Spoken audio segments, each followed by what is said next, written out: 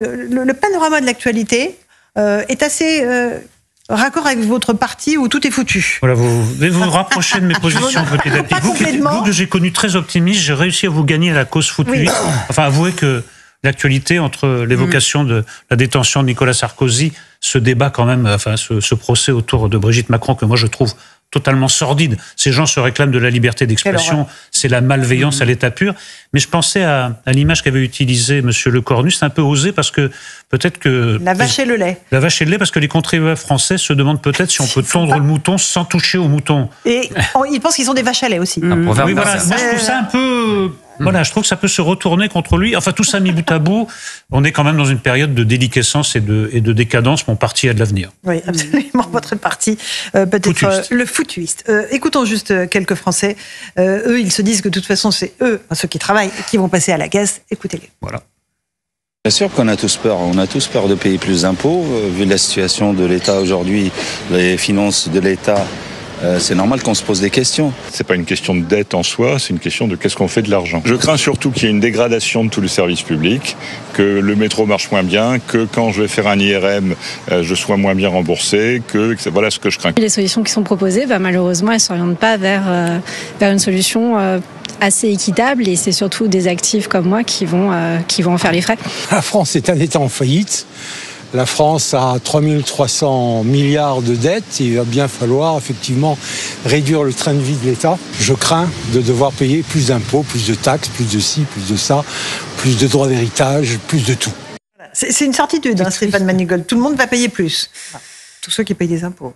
Et après, au-delà, même tous ceux qui n'en payent pas. Alors j'aimerais juste reprendre le proverbe et compléter le proverbe berbère du mouton, qui dit qu'on peut tondre un mouton autant de fois que l'on veut, il produira de la laine. Par contre, une fois qu'on l'a tué, il ne produira plus de laine. Et là, je crois que nos amis d'extrême gauche, principalement, sont en train de tuer le mouton. Parce que dans leur programme économique, il n'y a pas assez de riches pour appliquer ce programme. Et je vais vous donner quelques exemples, moi, qui m'inquiètent au plus haut point et qui devraient inquiéter au plus haut point de politique. C'est la défaillance des entreprises. Elles vont très mal. Je crois qu'il n'y a pas besoin d'avoir un Nobel d'économie ou être un économiste de la théorie pour constater, en ouvrant simplement ses yeux et en se baladant dans nos villes, dans nos villages, que les commerces ferment, que les commerces ferment de plus en plus et qu'il y a de plus en plus de commerces à céder. Alors ça tombe bien, je le dis à ces théoriciens de l'économie, il y a plein de commerces. Allez-y, lancez-vous. Ça coûte 1 € de créer une société, ça se crée en 10 minutes. Montrez-nous le chemin, montrez l'exemple, nos amis, les théoriciens de l'économie. Parce que nous, en fait, on ne sait plus. On ne sait plus faire, on ne sait plus créer de la richesse. Vous savez, Laurence, vraiment, je plaisante pas. Je me suis couché à 1h du matin. Je me suis levé à 3h du matin. J'ai fait un dodo de 2 heures. À 4h du matin, j'étais à Rungis. Et depuis, je travaille et je sais que ma journée va se terminer à peu près à 1 heure pour reprendre à 15h. Il n'y a pas de raison à ce que les Français qui travaillent se retroussent plus que les manches, parce qu'à ce niveau-là, c'est plus retrousser les manches.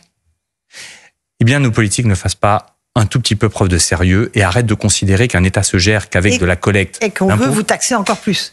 Et qu'on veut taxer les entreprises, puisque c'est ce qui a été adopté là. Par contre, les pourboires, on va en parler dans un instant, mais au moins, c'est une toute petite victoire ou pas? Je sens que vous allez encore me dire non, pas du tout. Non, mais non, pas du tout. C'est bien, mais bon, c'est pas une innovation. C'est quelque chose qui existait déjà par le président Sarkozy. Vous fiscalisez, hein? Oui. Non, pardon, c'est Emmanuel Macron, qui a mis autant pour moi. Les heures supplémentaires, c'est Nicolas Sarkozy et Emmanuel Macron a défiscalisé. Non, mais c'est une bonne chose parce qu'en fait, il y en a un tout petit peu ras-le-bol de taxer cette France qui travaille. Et on est dans un constat d'économiste de théorie qui dit qu'il manque des actifs pour travailler et cotiser à notre modèle de retraite. Ces mêmes théoriciens mentent aux Français, je dis bien mentent aux Français, à la jeune génération qui arrive en leur disant « Vous allez voir, on obtiendra votre retraite à 62 ans ». C'est un pur mensonge. Ceux qui seront à la retraite d'ici 1, 2 ans ou 3 ans, pourquoi pas? Mais pas les autres. Mais pas les autres. Alors, on est en train de tuer le modèle. On écoute le Jean-Michel Decaze à propos des pourboires, parce que quand même, c'est un tout petit truc, et ça fait des heureux, et du côté de ceux qui travaillent, et aussi des patrons. Écoutez. C'est l'un des établissements populaires et touristiques du centre-ville de Nantes. La clientèle étrangère est la plus généreuse en termes de pourboire. Ces 2 serveurs complètent ainsi leur salaire généreusement. 200, 400, personnellement. Entre 200 et 400 euros de plus. À peu près. Ça représente quand même beaucoup.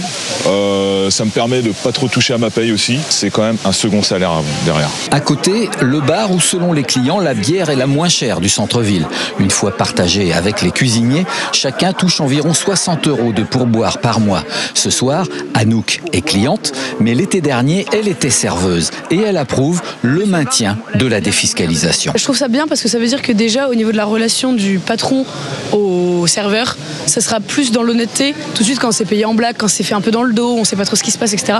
Là, au moins, ça permet de ne pas cacher à l'État, de ne pas cacher au serveur et d'avoir des relations qui sont plus nettes. Une bonne mesure également pour les patrons des établissements. Une fois lissés sur l'année, les pourboires dans ce restaurant représentent 5%. 5% du salaire en plus. C'est motivant. Selon une étude réalisée pour les Échos, les Français laisseraient en moyenne 4,70 euros de pourboire lorsqu'ils paient avec leur carte bancaire. La moitié des serveurs toucheraient ainsi 200 euros par mois. Alors ça, par exemple, c'est la droite. C'est Laurent Wauquiez qui a dit vous arrêtez vos âneries sur les pourboires. Bravo la droite. Il me semblait que dans le cahier des charges des parlementaires, il y avait le pouvoir d'achat. Oui. Et il me semble, mais c'est peut-être une imagination, que dans les attentes des Français, la première préoccupation, c'est le pouvoir d'achat. Et enfin, il y a une micro-mesure qui répond à une micro-partie de la population. On est là à dire c'est super, on a... Non mais vous vous rendez compte dans l'état où on en est. Laurence, on va sauter au plafond parce que les pourboires sont défiscalisés. Mais il n'y a pas que pour les restaurateurs, il y a pour les coiffeurs, il y a pour tous les métiers de service. C'est intéressant d'un point de vue philosophique parce que c'est une entreprise totalitaire. C'est-à-dire qu'il ne faut pas qu'il y ait un centime qui échappe à l'État, à la taxe, à l'impôt. Non, il ne faut pas. Parce que les inconnus. Non, mais ça fait presque partie, je dirais, d'une forme de poésie. Il y a quelque chose qui échappe. Voilà, le pourboire. Ils sont nés comme ça. Voilà, c'est une coutume. C'est quelque chose qui se joue on récompense le service. Non! L'État arrive et dit ça suffit, il faut que ça rentre dans les petites cases. Il faut que rien ne nous échappe. Je trouve ça vraiment très déplaisant d'un point de vue philosophique. C'est mesquin. Moi, je trouve même que c'est effrayant, en fait. Mais vraiment, je le ressens. Ne soyez pas désespérés. J'ai une mauvaise influence. Ça y est, elle a adhéré chez Eric. C'est vrai que je suis en train d'adhérer, parce que je vois aussi la réalité au quotidien et que j'entends aussi ce que disent les Français, les habitants, même les habitants des quartiers. Je vous assure, ils sont pas dupes, les jeunes qui ont envie d'entreprendre. Aujourd'hui, ils se disent, voilà, c'est plus possible. Encore une fois, il faut partir. Non, il y a une énergie. Il y en a beaucoup. Mais en fait, le problème, c'est que cette énergie, elle n'est pas accompagnée.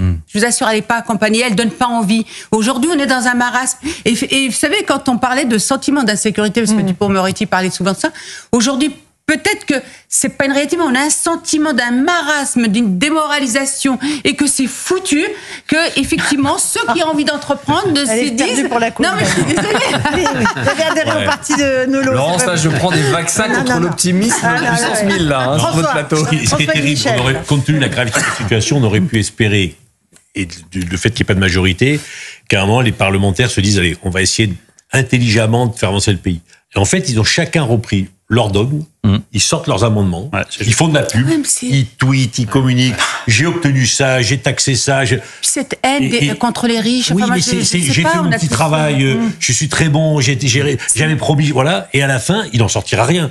Et ça donne le sentiment que, parce que le budget ira pas jusqu'au bout, mais ça donne le sentiment aux Français que les politiques sont pas capables, dans une période de crise comme celle-là, de parler de l'intérêt général. De dire, voilà, qu'est-ce qu'on ne doit pas faire pour que ça aille mieux. Voilà. Donc, il continue comme si rien n'était. Michel Aubois, ancien préfet. C'est vrai, c'est assez étrange parce que, en fait, l'an dernier, l'essentiel du déficit budgétaire de la France, c'est le déficit de l'État. C'est 82% du déficit. C'est-à-dire que c'est pas la retraite, c'est pas la santé, etc.